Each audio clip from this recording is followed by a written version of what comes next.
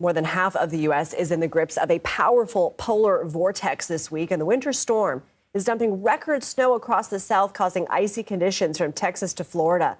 The weather system also sending temperatures plunging in the Midwest, Mid-Atlantic, and the Northeast. The Arctic blast has reached major cities like Washington and New York, where daytime highs are only reaching the upper teens. While the best advice is to stay out of the cold as much as possible, some people just can't help themselves. I put his warm jacket on so he's styling too. That's all. I did a bike ride inside, but had to get out.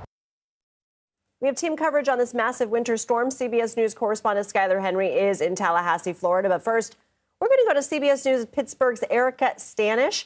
She is joining us from Oakdale, Pennsylvania. Erika, good to see you. How is Pittsburgh coping with these freezing temps?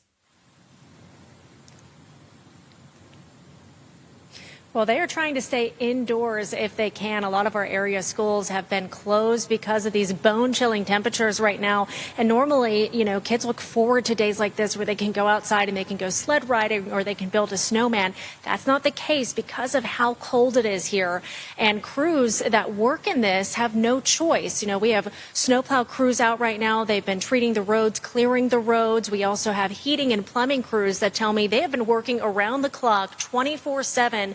They've received probably triple the amount of calls that they would normally receive because of furnaces that are breaking and boilers or pipes that are freezing. Now, the good news here is that these temperatures are not going to stay much longer. We're not going to get out of the mid-teens today, but tomorrow we should be in the 20s, and that's going to feel so much better compared to this morning when a lot of us, most of us, woke up with negative temperatures. I believe my thermostat said it was negative 13 outside around 7 this morning.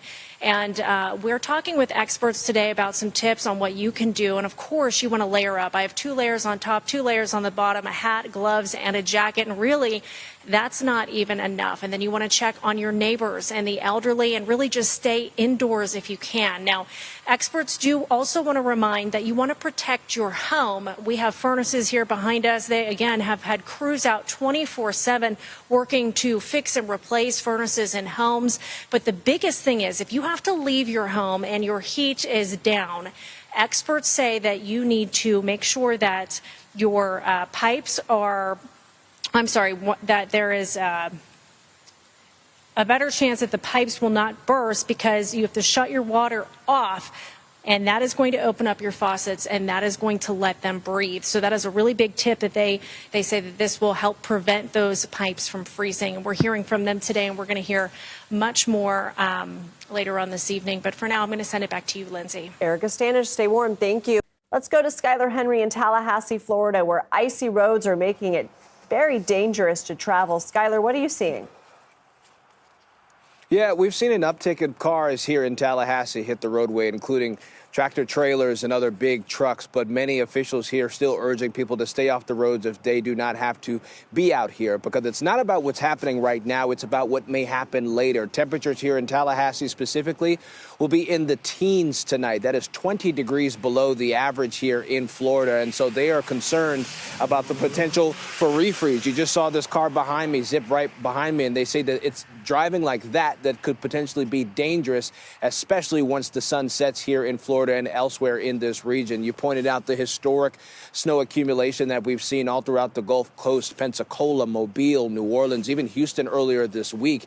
And it's that sort of thing that has many wondering, okay, what do we do next? It usually doesn't snow here. So we've seen assistance from several other states and companies to try to help out as much as they can in terms of snow plows and other resources to try to get those inches out of the way as quickly as possible. But officials are still urging, as I pointed out, people to stay off the roads, especially here in Florida, especially up in Georgia as well, because of that potential freeze tonight.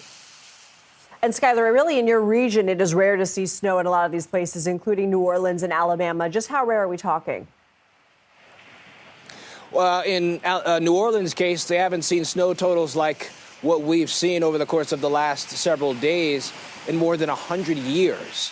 In Mobile, Alabama, they certainly have set records as well that we've seen since the late 1800s. And so these snow totals are things that people are normally not accustomed to. You take a look at some of the beach lines, Panama City Beach, Florida, down there in Mobile that I was talking about before, where usually people are accustomed to going to white sandy beaches. In this case, they're seeing white snowy beaches. Wow, what kind of power outages are we seeing as a result?